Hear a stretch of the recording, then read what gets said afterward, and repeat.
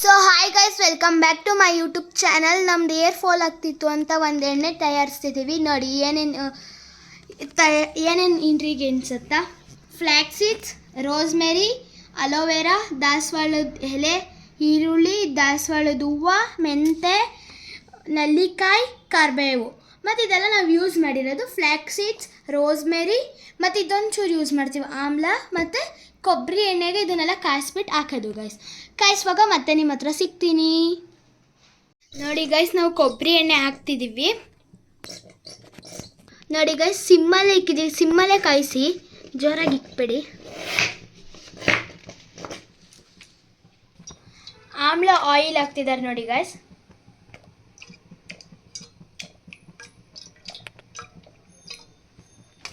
So guys, ಇವಾಗ ಮೆಂತೆ ಹಾಕ್ತಿದ್ದಾರೆ.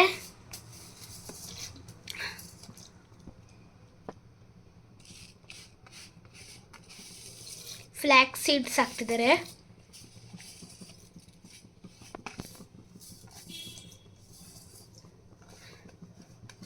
ರೋಸ್ಮೆರಿ ಹಾಕ್ತಿದ್ದಾರೆ ಗೈಸ್.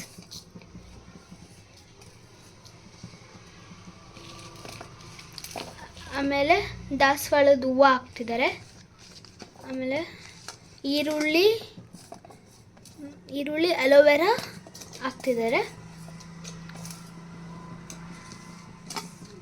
ದಾಸವಾಳದ ಎಲೆ ಹಾಕ್ತಿದ್ದಾರೆ ಗೈಸ್. ಮತ್ತು ಕರಿಬೇವು ಮತ್ತು ನಲ್ಲಿಕಾಯಿ ಇಷ್ಟು ಹಾಕ್ತಿದ್ದಾರೆ ಗೈಸ್. ಇದು ಕಾಯ್ದ ಮೇಲೆ ನಿಮಗೆ ಸಿಗ್ತೀನಿ. ಸೊ ಇವಾಗ ಒಂಚೂರು ಹಳ್ಳೆಣ್ಣೆ ಹಾಕ್ತಿದ್ದಾರೆ ಗೈಸ್. ಸೊ ಇವಾಗ ಹಿಂಗೆ ಮಿಕ್ಸ್ ಮಾಡಿದ್ಮೇಲೆ ಹಿಂಗೆ ಕಾಣಿಸುತ್ತೆ ಗೈಸ್, ನೋಡಿ. ಸೊ ಗೈಸ್, ಉಕ್ಕೋಗುತ್ತೆ, ಹುಷಾರಾಗಿ ನಡ್ಕೊಳ್ಳಿ. ನೋಡಿ, ನೊರೆ ಎಲ್ಲ ಕುದೀತೈತೆ ಜಾಸ್ತಿ. ನೋಡಿ ಗೈಸ್, ಈ ಥರ ಮೇಲೆ ಫುಲ್ಲು ಬರ್ತಾ ಇರುತ್ತೆ, ಕೈ ಆಡಿಸ್ತಾನೆ ಇರಬೇಕು.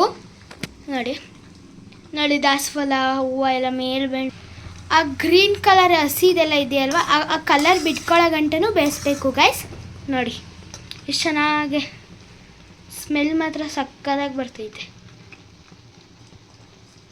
ದಾಸವಾಳ ಹೂವು, ದಾಸವಾಳ ಎಲೆ ಸಿಮ್ಮಲ್ಲಿ ಇಟ್ಕೊ.